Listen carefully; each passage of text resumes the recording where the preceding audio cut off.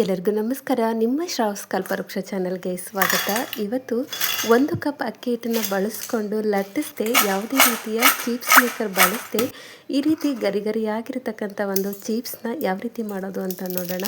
ತುಂಬಾ ಕ್ರಿಸ್ಪಿಯಾಗಿರ್ತಕ್ಕಂಥ ಒಂದು ಚೀಪ್ಸು, ಮಾಡೋದು ಕೂಡ ತುಂಬಾ ಈಸಿಯಾಗಿ ಮಾಡ್ಕೊಳ್ಬೋದು. ಹೆಲ್ದಿಯಾಗಿರ್ತಕ್ಕಂಥ ಆರೋಗ್ಯಕರವಾಗಿರ್ತಕ್ಕಂಥ ಅಕ್ಕಿ ಹಿಟ್ಟಿನ ಚೀಪ್ಸ್ನ ಯಾವ ರೀತಿ ಮಾಡೋದು ಅಂತ ನೋಡ್ಕೊಂಡು ಬಿಡೋಣ. ಮೊದಲಿಗೆ ನಾನಿಲ್ಲಿ ಗ್ಯಾಸ್ ಮೇಲೆ ಒಂದು ಪಾತ್ರೆ ಇಟ್ಕೊಂಡಿದ್ದೀನಿ. ಪಾತ್ರೆಗೆ 1 ಕಪ್ಪಿಂದ 1 ಕಪ್ ಆಗುವಷ್ಟು ನೀರನ್ನ ಹಾಕ್ಕೊಳ್ತಿದ್ದೀನಿ. ನೋಡಿ, ಮೆಜರ್ಮೆಂಟ್ನ ಕರೆಕ್ಟಾಗಿ ಹಾಕ್ಕೊಳ್ಳಿ. 1 ಕಪ್ ನೀರನ್ನು ಹಾಕ್ಕೊಂಡು ಗ್ಯಾಸ್ನ ಮೀಡಿಯಮ್ ಫ್ಲೇಮಲ್ಲಿ ಇಟ್ಕೊಂಡು ರುಚಿಗೆ ತಕ್ಕಷ್ಟು ಉಪ್ಪನ್ನ ಸೇರಿಸ್ಕೊಳ್ಳೋಣ.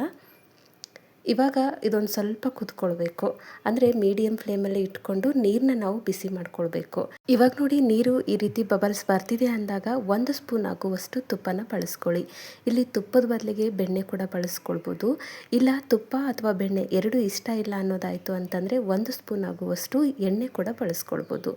ಇವಾಗ ಒಂದು ಸ್ವಲ್ಪ ತುಪ್ಪ ಹಾಕಾದ್ಮೇಲೆ ಒಂದು ಕುದಿ ಬರಲಿ, ತುಪ್ಪ ಎಲ್ಲ ಕಡೆ ಹರಡ್ಕೊಳ್ಳಿ. ಇವಾಗ ನೋಡಿ, ಹರ್ಕೊಂಡಿದ್ದಾಗಿದೆ. ಇವಾಗ ಗ್ಯಾಸ್ನ ಲೋ ಫ್ಲೇಮಲ್ಲಿ ಇಟ್ಕೊಳ್ಳೋಣ, ಮೀಡಿಯಮ್ ಫ್ಲೇಮಲ್ಲಿ ಇಟ್ಕೊಳ್ಬಾರ್ದು. ನೀರು ಈ ರೀತಿ ಕುದಿ ಬಂದ ನಂತರ ಲೋ ಫ್ಲೇಮಲ್ಲಿ ಗ್ಯಾಸ್ ಇಟ್ಕೊಂಡು ಯಾವ ಒಂದು ಕಪ್ಪಿಂದ ನೀರನ್ನ ಬಳಸ್ಕೊಂಡಿದ್ರಿ ಅದೇ ಕಪ್ಪಿಂದ 1 ಕಪ್ ಆಗುವಷ್ಟು ಅಕ್ಕಿ ಹಿಟ್ಟನ್ನು ಸೇರಿಸ್ಕೊಳ್ಳಿ.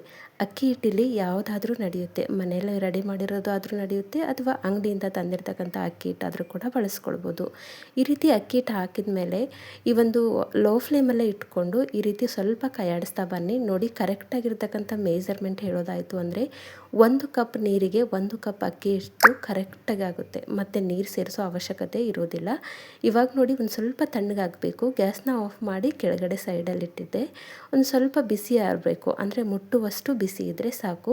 ನೋಡಿದಾಗಲೇ ಗೊತ್ತಾಗುತ್ತೆ 1 ಕಪ್ ನೀರಿಗೆ 1 ಕಪ್ ಅಕ್ಕಿ ಹಿಟ್ಟು ಕರೆಕ್ಟಾಗಿ ಸೆಟ್ ಆಗುತ್ತೆ. ಹಾಗಾಗಿ ಮೆಜರ್ಮೆಂಟ್ ಕರೆಕ್ಟಾಗಿ ಇರಲಿ. ಖಾರಕ್ಕೆ ಅನುಗುಣವಾಗಿ ಅಚ್ಕಾರದ ಪೌಡ್ರ್ ಸೇರಿಸ್ಕೊಳ್ಳಿ. ಒಂದು ಸ್ಪೂನ್ ಆಗುವಷ್ಟು ಕರಿ ಎಳ್ಳನ್ನು ಸೇರಿಸ್ಕೊಂಡಿದ್ದೀನಿ, ಬೇಕು ಅಂದರೆ ಬಿಳಿ ಎಳ್ಳು ಕೂಡ ಸೇರಿಸ್ಕೊಳ್ಬೋದು. 1 ಸ್ಪೂನ್ ಆಗುವಷ್ಟು ಅಜ್ವಾನನ ಈ ರೀತಿ ಒಂದು ಸ್ವಲ್ಪ ಪ್ರೆಸ್ ಮಾಡಿ ಕ್ರಷ್ ಮಾಡಿ ಹಾಕ್ಕೊಳ್ಳಿ. ಟೇಸ್ಟ್ ತುಂಬಾ ರುಚಿಯಾಗಿರುತ್ತೆ. ಬೇಕು ಅಂದರೆ ಜೀರಿಗೆ ಕೂಡ ನೀವು ಹಾಕ್ಕೊಳ್ಬೋದು. ಈ ರೀತಿ ಹಾಕಿದ ನಂತರ ಒಂದ್ಸರಿ ಕೈಯಾಡಿಸ್ಕೊಳ್ಳಿ. ಒಂದು ಸ್ವಲ್ಪ ಮುಟ್ಟುವಷ್ಟು ಬಿಸಿ ಇದ್ದಾಗಲೇ ಹಿಟ್ಟನ್ನು ರೆಡಿ ಮಾಡ್ಕೊಳ್ಳೋಣ. ನೋಡಿ, ಈ ರೀತಿ ಕೈಯಿಂದ ಹಿಟ್ಟನ್ನು ನಾವು ಕಲಿಸ್ತಾ ಬರಬೇಕು. ಈ ರೀತಿ ಕಲಿಸುವಾಗ ಒಂದು ಹನಿ ಕೂಡ ನೀರು ಬಳಸ್ಕೊಳ್ಳೋ ಅವಶ್ಯಕತೆ ಇರುವುದಿಲ್ಲ. ಮೆಜರ್ಮೆಂಟ್ನ ಕರೆಕ್ಟಾಗಿ ತೊಗೊಂಡಿದ್ದಾಯಿತು ಅಂದರೆ ನೀರಿನ ಅವಶ್ಯಕತೆಯೇ ಇರೋದಿಲ್ಲ. ಅದೇ ಒಂದು ಮಾಯ್ಶ್ಚರಲ್ಲಿ ನಾವು ಈ ಹಿಟ್ಟನ್ನು ರೆಡಿ ಮಾಡ್ಕೊಳ್ಬೋದು. ಯಾವುದೇ ಕಾರಣಕ್ಕೂ ಎಕ್ಸ್ಟ್ರಾ ನೀರನ್ನ ಸೇರಿಸ್ಕೊಳ್ಬೇಡಿ. ನೋಡಿ, ಇವಾಗ ಹಿಟ್ಟು ರೆಡಿಯಾಗಿದೆ.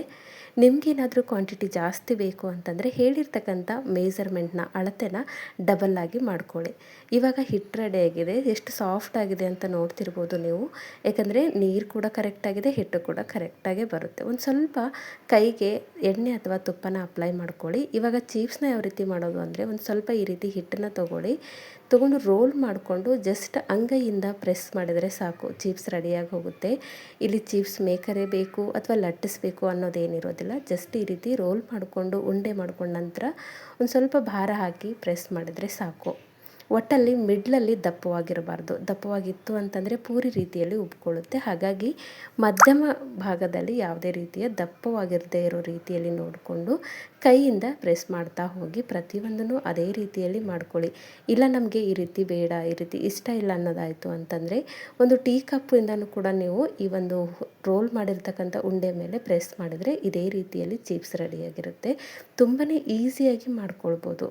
ನೋಡಿ, ಇಷ್ಟ ಆದರೆ ಸಾಕು, ತುಂಬಾ ಕ್ರಿಸ್ಪಿಯಾಗಿ ಬರುತ್ತೆ. ಪ್ರತಿಯೊಂದನ್ನು ಇದೇ ರೀತಿಯಲ್ಲಿ ಮಾಡಿಟ್ಕೊಳ್ಳಿ ಹೋಲ್ ಹಿಟ್ಟನ್ನು. ಇವಾಗ ನಾನು ಕೂಡ ಇಲ್ಲಿ ಎಲ್ಲನೂ ಮಾಡಿಟ್ಕೊಂಡಿದ್ದೀನಿ. ಒಂದು ಅರ್ಧ ಭಾಗ ಮಾಡಿಟ್ಕೊಂಡಿದ್ದೀನಿ, ಇನ್ನರ್ಧ ಭಾಗ ಸೈಡಲ್ಲಿ ಇಟ್ಟಿದ್ದೀನಿ. ಈ ರೀತಿ ಮಾಡಿದ ನಂತರ ಜಾಸ್ತಿ ಹೊತ್ತು ಬಿಟ್ಕೊಳ್ಬೇಡಿ. ಒಂದು ಅರ್ಧ ಭಾಗ ಮಾಡಿ ನೀವು ಕರ್ಕೊಳ್ಬೇಕಾಗತ್ತೆ. ಈ ಸೈಡಲ್ಲಿ ಆಲ್ರೆಡಿ ನಾನು ಎಣ್ಣೆನ ಕಾಯ್ಲಿಕ್ಕಿಟ್ಟಿದ್ದೆ. ಹೈ ಫ್ಲೇಮಲ್ಲಿ ಇಟ್ಕೊಂಡು ಎಣ್ಣೆ ಕಾಯಿಸ್ಕೊಂಡು ನಂತರ ಮೀಡಿಯಮ್ ಫ್ಲೇಮಲ್ಲಿ ಇಟ್ಕೊಂಡು ನಾವು ರೆಡಿ ಮಾಡಿರ್ತಕ್ಕಂಥ ಚಿಪ್ಸ್ನ ಒಂದೊಂದಾಗೆ ಬಿಡ್ತಾ ಬರೋಣ.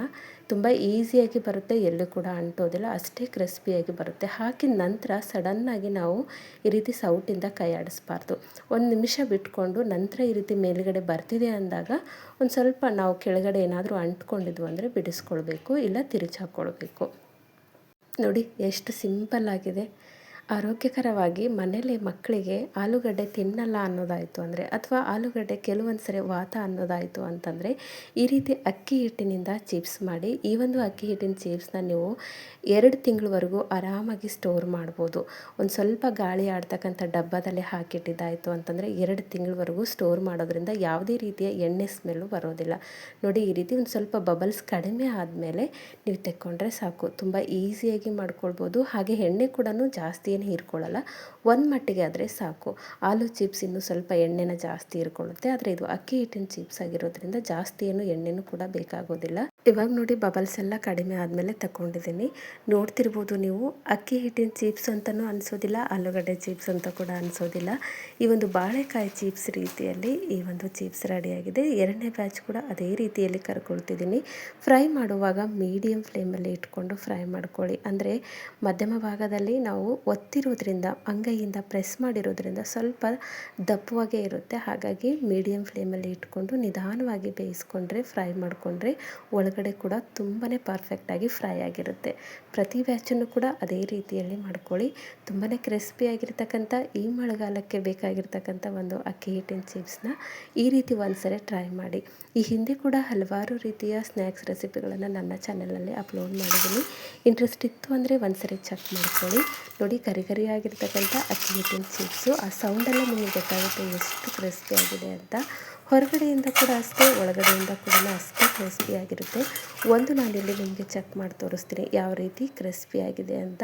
ತುಂಬಾ ಸಿಂಪಲ್ಲಾಗಿ ಮಾಡ್ಕೊಳ್ಬೋದು. ಲಟ್ಟಿಸದೆ ಕೂಡ ನಾವು ಚಿಪ್ಸ್ನ ಈ ರೀತಿ ಕೈಯಿಂದನೇ ಪ್ರೆಸ್ ಮಾಡಿ ಕೂಡ ಮಾಡ್ಕೊಳ್ಬೋದು. ನೋಡಿ, ಈ ರೀತಿ ಕ್ರಿಸ್ಪಿಯಾಗಿರ್ತಕ್ಕಂಥ ಅಕ್ಕಿ ಹಿಟ್ಟಿನ ಚಿಪ್ಸು ಕರೆಕ್ಟಾದ ಅಳತೆಯಲ್ಲಿ ಮಾಡ್ಕೊಂಡಿದ್ದಾಯಿತು ಅಂದರೆ ಇದೇ ರೀತಿಯಲ್ಲಿ ಬರುತ್ತೆ.